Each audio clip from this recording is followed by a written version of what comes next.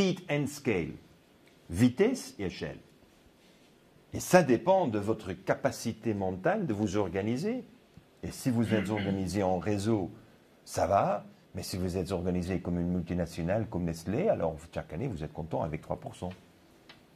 Moi, je ne suis pas content avec 3% parce que je veux transformer le monde. Avec 3% par an, on ne se fait pas.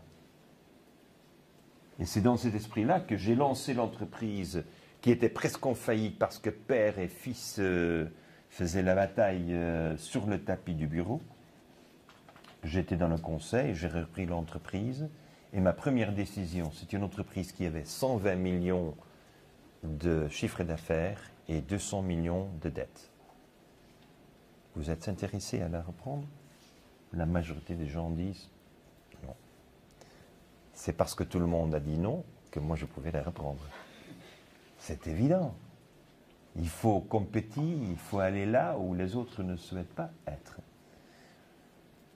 La première chose, c'est de prendre encore une dette de 100 millions pour la construction d'une nouvelle usine qui est devenue la première usine écologique du monde. Une usine faite en bois. Vous imaginez une usine qui a coûté le double d'une usine normale parce que j'ai fait une construction en bois. Bois local. Pas importé de l'Indonésie, évidemment. Mais comme j'avais une usine qui est tout à fait spéciale, j'avais aussi monté une communication extraordinaire, mais je ne communiquais pas sur mon produit. Parce que si je communique à propos de mon produit, Procter, Henkel, Unilever, tous les gros, avec leur budget publicitaire, bon voilà, ils m'écrasent si je oserais dire quelque chose de mon produit. Alors je ne parlais pas du tout de mon produit. Je parlais de ma manière de gérer l'entreprise. Et entre autres, c'est que j'achetais, ça peut paraître un peu étrange, mais j'achetais tous les sous-vêtements de tous mes employés. Tous les vêtements. Sous-vêtements. Ça, et les culottes. J'achetais tout. Pourquoi? Parce que moi, j'achetais chez Yvon Chouinard, chez Patagonia. Vous connaissez Patagonia? Alors, j'achetais tout. Alors, tout d'un coup, je crois un coup de téléphone de Los Angeles, il me demande Mr. Powley, oui, which mountain are you going to scale? Vous allez grimper sur quelle montagne? Bah, moi, mais non, je grimpe sur quoi montagne? You just placed the biggest order for mountaineering underwear. Je dis oui, c'est vrai, mais c'est pour mes employés. Ah, your workers are going to go up on the mountain. Non, non, non, non, non, non. C'est une stratégie pour économiser l'énergie. Alors, quand vous avez les sous-vêtements, vous pouvez le thermostat en bas.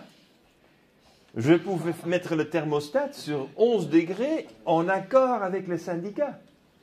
Alors, on s'est réunis avec les syndicats, on dit voilà, le climat, l'énergie, c'est important. Et on dit, mais effectivement, mais vous payez les sous-vêtements. Je dis, je paye. Alors, tout le monde avec les chemises et les culottes. Mais les culottes longues, hein, jusqu'en bas, avec les chaussures, comme si on allait monter Himalaya. Et tout d'un coup, voilà, c'est une de ces histoires qui est sortie dans la presse et tout le monde trouvait que c'était extraordinaire. Parce qu'enfin, pourquoi pas? Pourquoi pas? Et les syndicats regardent. Hein. Normalement, on achète un overall. Hein, l'overall. Ouais. Moi, j'achetais. Voilà. Alors, je crois que ce sont ce type d'expérience. Alors, je faisais le calcul. J'étais comme un économiste. J'avais déjà fait mon INSEAD, j'avais fait mon MBA à l'INSEAD. Alors je devrais quand même faire quelques petits calculs. Et les calculs étaient clairs. L'argent que j'épargnais, j'économisais en mettant le thermostat sur 11 degrés, me permettait d'acheter 10 paires de sous-vêtements. J'achetais 5, j'ai gagné. Alors, c'est ça, pourquoi est-ce que, je me demande toujours, pourquoi est-ce que l'entrepreneur ne fait pas ce calcul-là?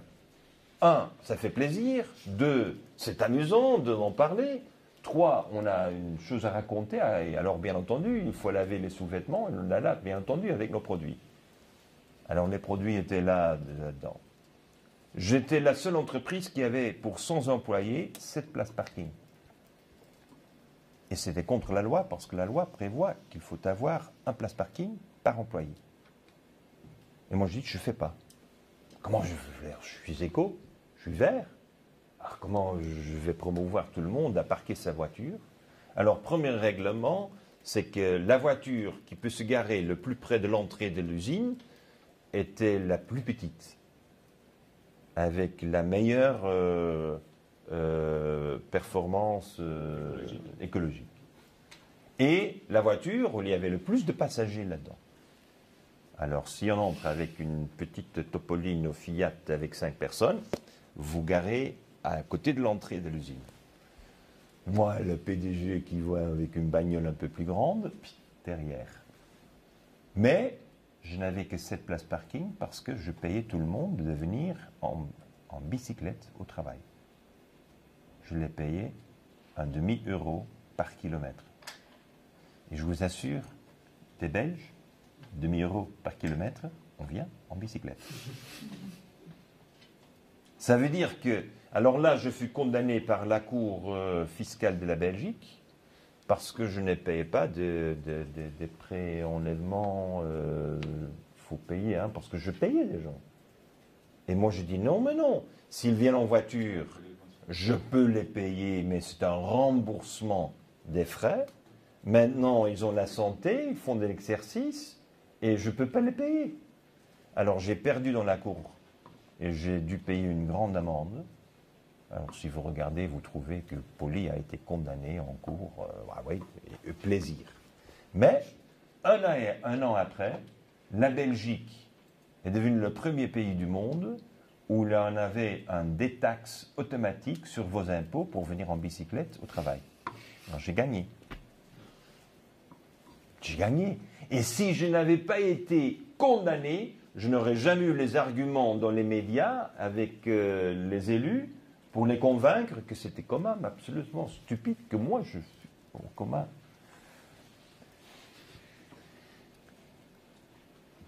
Je débarque en novembre 1993 à Kalimantan, Indonésie, où j'étais l'invité du gouvernement parce que j'étais le responsable du développement économique de la région, parce que j'étais le plus grand acheteur de l'huile de palme. J'avais aucune idée. Je débarque, je regarde, je constate que moi, le gourou, que moi, je suis responsable de la destruction du forêt tropicale. Oh, c'était impossible. J'étais à côté de Jane Fonda quand même. Peut-être que vous ne connaissez plus Jane Fonda, mais j'étais à côté de Jane Fonda. Le sommet de Rio en 92, j'étais l'héros, j'étais l'invité, j'avais mes photos. Et tout d'un coup, je me rends compte que c'était farfelu. C'était pas sérieux. C'est moi le responsable de la destruction de l'habitat de l'orang-outan.